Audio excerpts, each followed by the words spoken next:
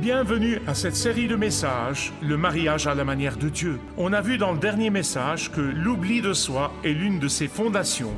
Vous savez, tous parlent du pardon et ils croient que le pardon est une idée charmante. Même le monde séculier parle du pardon. Ah, mais quand vous commencez à le pratiquer vraiment, vous ne pouvez pas le faire sans Jésus. Et c'est pour cette raison que je veux que vous restiez à l'écoute, parce que je veux vous montrer comment pardonner comme Jésus l'a fait.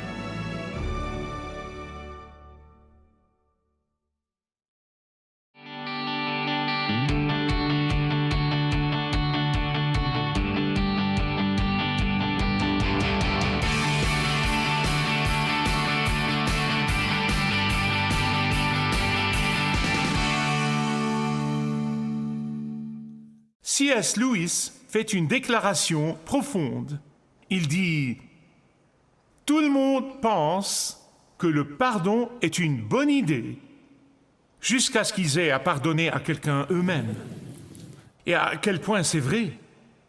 En fait, vous savez qu'à côté du mot « amour », le mot « pardon » est le mot dont on discute le plus, dont on parle le plus dans les cercles chrétiens et les cercles non chrétiens.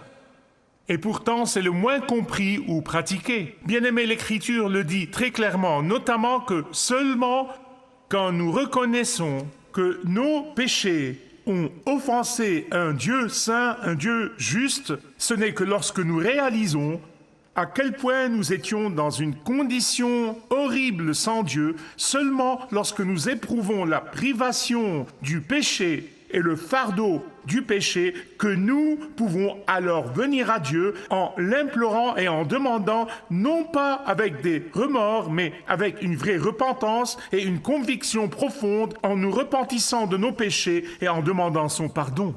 Son vrai pardon, qui apporte la joie, la paix, remplace les cendres par la joie. Seuls ceux qui savent qu'ils ont été pardonnés beaucoup peuvent pardonner beaucoup aux autres. Donc l'enseignement de la Bible est très clair. Le pardon et la rémission des péchés sont une expérience que nous recevons, mais lorsque nous recevons le pardon, nous l'exerçons envers les autres. Et le pardon dans le mariage est un microcosme de notre capacité à pardonner aux autres.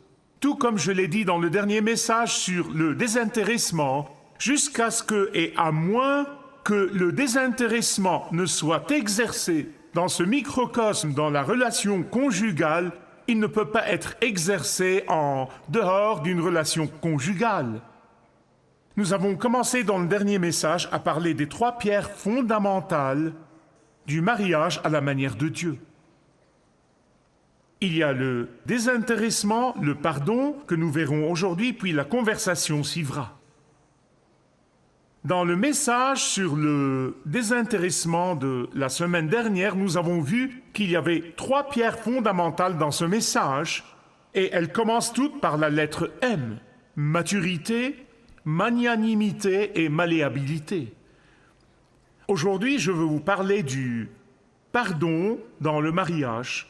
Et ainsi, ouvrez avec moi à Matthieu, chapitre 18, versets 21 et 22. Matthieu 18, 21 et 22. Alors Pierre s'approcha de Jésus et lui demanda, « Seigneur, combien de fois devrais-je pardonner à mon frère lorsqu'il pêche contre moi? Sera-ce jusqu'à 7 fois ?»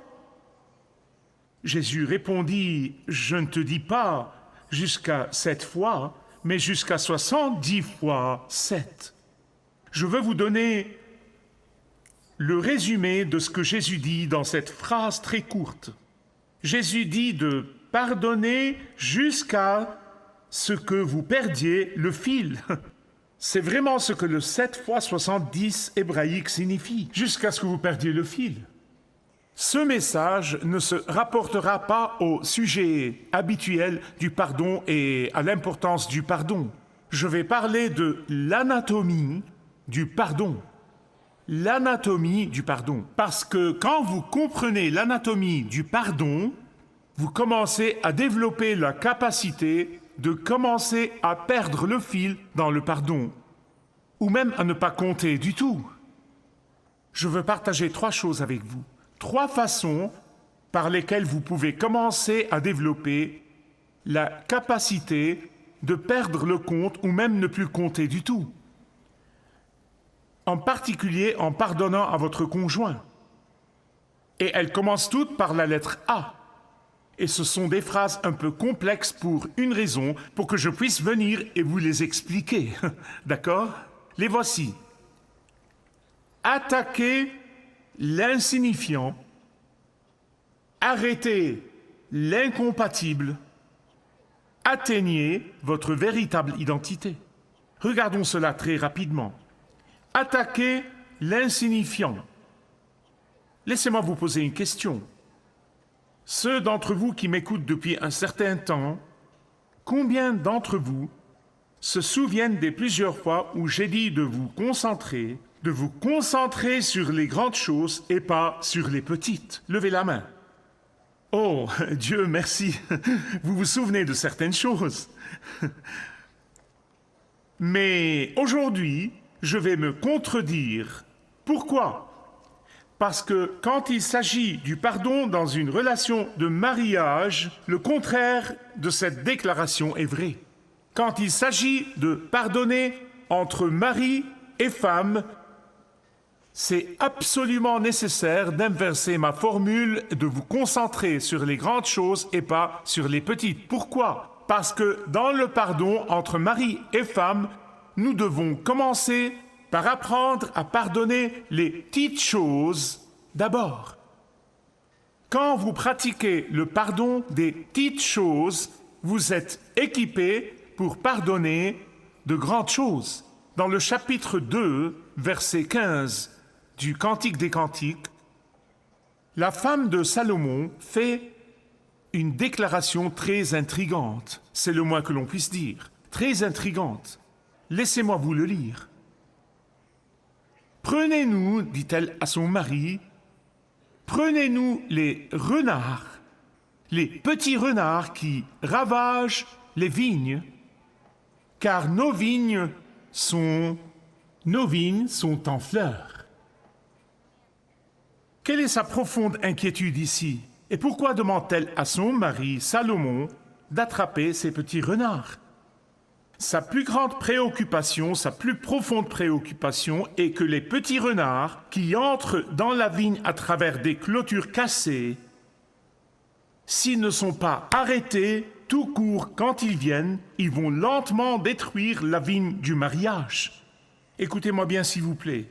Les petits renards ou les ouragans majeurs peuvent tous deux détruire la récolte. Les deux peuvent causer d'énormes dommages à la récolte. Les renards le feront lentement, l'ouragan le fera d'un seul coup. Le résultat est le même.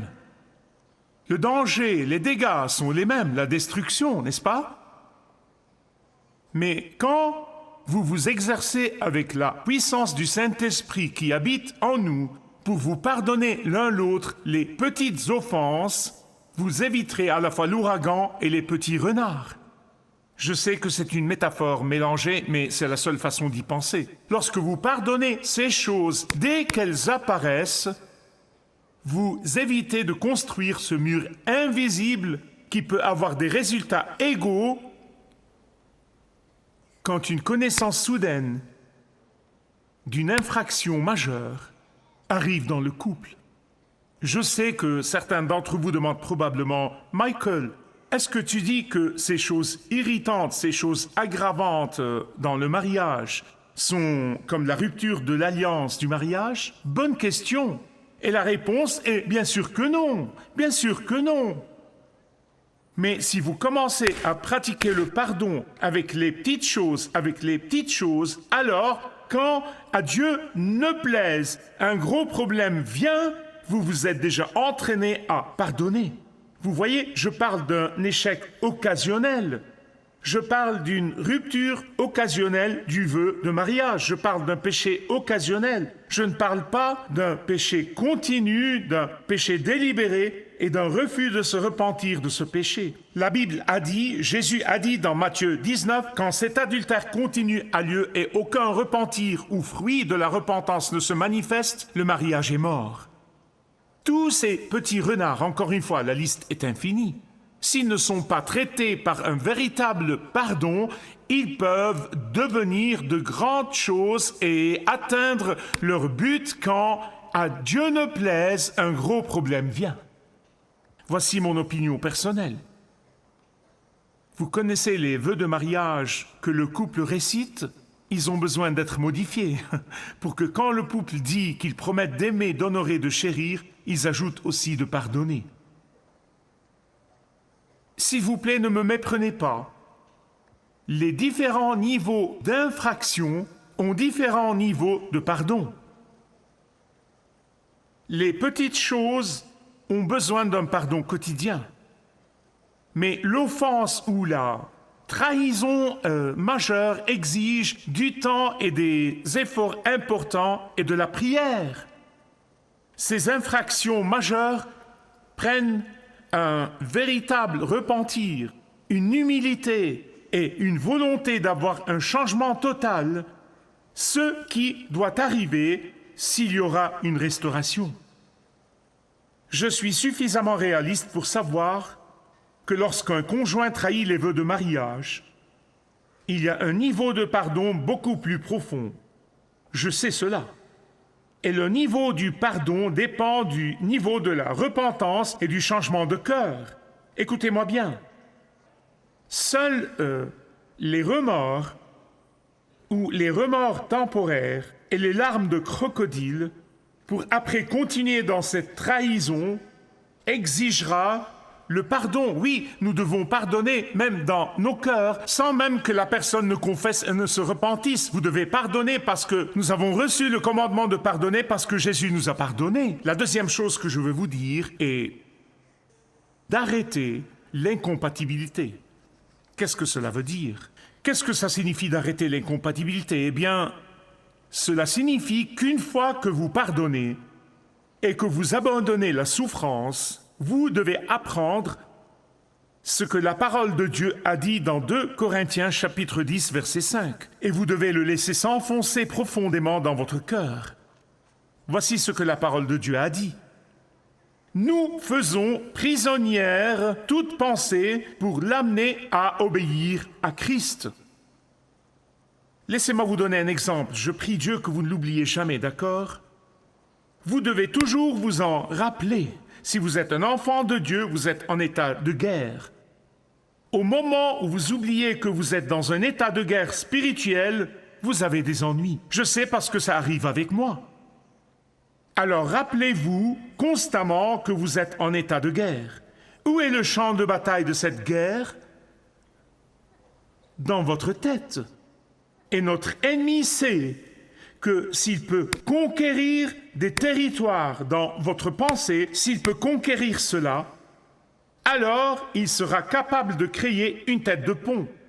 De cette tête de pont, non seulement il vous harcèle, mais il commence aussi à occuper d'autres territoires. Le manque de pardon est cette pensée incompatible par le conjoint croyant. Le manque de pardon est l'attente de l'ennemi dans laquelle il pénètre pour camper dans un territoire dans votre pensée. De là, il essaye de conquérir d'autres domaines de votre vie, comme la colère continue, la convoitise incontrôlable, le cœur haineux, l'égoïsme, et la liste s'allonge encore et encore et encore. Mais toutes ces pensées doivent être arrêtées immédiatement. Elles sont incompatibles avec le conjoint croyant. Comment? Quand vous commencez avec la piste d'atterrissage originale de l'ennemi, quand il arrive, vous commencez avec cela et vous trouverez que c'est plus facile de vider tout le reste et de le chasser du reste des territoires. Ainsi, au lieu de permettre à l'ennemi le non-pardon de vous prendre en otage, Vous prenez ce manque de pardon comme un prisonnier de guerre. Écoutez ce que Paul a dit dans Éphésiens chapitre 4, versets 31 et 32. Et vous devez comprendre que dans la structure des phrases, le plus important vient en dernier. Et donc, si l'un est la racine, c'est toujours le dernier, le fruit vient d'abord. Alors regardez donc avec moi, si vous avez votre Bible, à Éphésiens 4, 31 et 32. 31 parle des territoires d'où Satan se développe. 32, verset 32, est vraiment la piste d'atterrissage d'origine. Débarrassez-vous de toute amertume, de toute rage et de toute colère, de toute bagarre et de toute calomnie, ainsi que de toute forme de malveillance. Ah, d'où vient tout cela? Verset 32, il dit « Soyez bons et compatissants les uns envers les autres et écoutez, pardonnez les uns aux autres comme en Jésus-Christ Dieu vous a pardonné. » Vous voyez, la première piste et le premier territoire qu'il occupe est ce manque de pardon. Et de là, il s'étend à tous les autres. Je pense que l'ennemi m'attaque de deux façons. Premièrement, je m'assieds en paix, je me mêle de mes propres affaires et il vient à travers la chair pour piéger ma pensée. Comment? En ramenant les blessures passées et la colère passée et le ressentiment passé dans ma mémoire. Des choses dont je sais que je m'en suis occupé il y a longtemps, que j'ai placées sous le sang de Jésus. La deuxième façon est qu'il nous conduit lentement sur le mauvais chemin et il le fait étape par étape, et avant de pouvoir dire « Wow, je suis au mauvais endroit », n'est-ce pas? Juste ici, le champ de bataille. Je sais que je suis en territoire de manque de pardon. La seule façon dont je sais me défendre et lui reprendre du territoire est d'appeler immédiatement mon commandant en chef et de dire « À l'aide !» Puis je tourne immédiatement mes armes vers l'ennemi en commençant immédiatement à prier pour cette personne qui m'a fait du tort, cette personne qui a peut-être trahi ma confiance, cette personne qui m'a blessé profondément. C'est la seule façon que je connaisse, c'est la seule façon que j'ai trouvée qui me permet de réussir en amenant toute pensée captive à Christ. Quand j'arrête et je mets les menottes au manque de pardon et que je le donne au général Jésus, j'atteins ma véritable identité. Écoutez, c'est naturel, une réaction humaine envers ceux qui nous blessent. La réaction tout à fait naturelle envers ceux qui nous ont trahis dans la relation de mariage ou toute relation, c'est la vengeance. Non, je ne me fâche pas, je prends ma revanche. Avez-vous déjà entendu cela? Mais pour le conjoint croyant, cette réaction est celle de l'ancienne nature. Elle est celle de votre vie et ma vie avant que Christ ne vienne et me donne sa grâce et son pardon et sa restauration. Elle est celle de ce que la Bible appelle la chair, la nature inférieure. Elle est celle du temps avant que je n'expérimente le pardon indescriptible de mes péchés par la main de Jésus. La bénédiction de vivre plus longtemps est que vous pouvez regarder en arrière, rétrospectivement. Vous voyez des choses que vous n'auriez jamais cru pouvoir voir parce que vous réalisez maintenant, après être passé par là, que ce n'était que temporaire, que ce n'était que très peu de temps. À long terme, la justice de Dieu vaincra, même si ce n'est pas en votre temps, peut-être que ça n'arrivera pas aussitôt que vous le voudrez, et certainement ce n'est pas aussitôt que je le voudrais, mais Dieu aura le dernier mot. C'est pourquoi il dit « À moi la vengeance, dit le Seigneur. » Amen. Alors faites confiance à Dieu. Il travaille lentement, mais il travaillera bien. À moi la vengeance. Pratiquez le pardon et laissez-le exercer la justice. Pourquoi donc? parce que nous devons nous rappeler que nous aussi, nous avons offensé un Dieu saint, que nous aussi, nous avons trahi notre alliance avec le Christ, que nous aussi, nous avons été infidèles au Seigneur, que nous aussi, nous avons blessé le cœur de Jésus. Et pourtant, à chaque fois que nous venons à lui dans la confession, à chaque fois que nous venons à lui dans la repentance, à chaque fois que nous venons à lui, il nous accorde le pardon. Et ainsi, il ne le fait pas seulement 7 fois, il ne le fait même pas 70 fois 7 fois. Il continue à le faire. Il continue à pardonner pour le reste de nos vies jusqu'à ce que nous le voyions face à face au ciel. Quand j'étais un jeune chrétien, que j'entendais le prédicateur dire « Dieu pardonne et oublie », je pensais sincèrement que Dieu avait une sorte d'amnésie. Non, ce que signifie le mot, c'est qu'il ne l'impute pas sur nous. Il ne l'impute pas sur nous. C'est pourquoi la Bible dit « oublie ». Atteignez votre véritable identité en Christ. Je veux vous dire ça. Le pardon est à la fois un acte et un processus. Quand vous êtes venu à Christ, quand vous vous êtes repenti de vos péchés et vous avez dit « Seigneur Jésus, viens dans ma vie, je t'accepte comme mon seul sauveur et Seigneur, pardonne mes péchés, je me repens », Dieu dit qu'à ce moment-là, vous avez été justifié en Christ. Vous devenez une nouvelle créature en Christ. Vous recevez le pardon de Jésus, passé, présent et futur. Vous êtes pardonné. Mais après, le moment vient ensuite où vous tombez et vous trébuchez dans le péché. Vous revenez à lui et il vous pardonne encore et encore et encore. Vous voyez, le pardon est quoi? Un acte et un processus. Vous dites, Seigneur, tu sais que j'ai pardonné à cette personne, j'ai pardonné à mon épouse, mais aujourd'hui je pardonne encore. Et comme je l'ai dit plus tôt dans le message, vous commencez à prier pour cette personne, vous commencez à prier pour que Dieu bénisse cette personne et pour que Dieu vous guérisse en même temps. Maintenant, essayez ce que je dis pendant juste 7 jours, d'accord? Essayez-le pendant 7 jours, puis prolongez cela avec 7 jours de plus. Priez Dieu, Dieu, bénis mon épouse, bénis cette personne qui m'a fait du tort, bénis.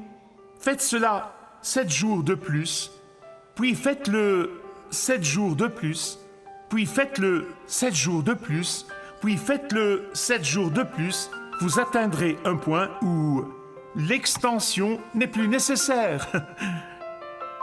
Et cette expérience de douleur deviendra un souvenir et le pardon régnera en maître.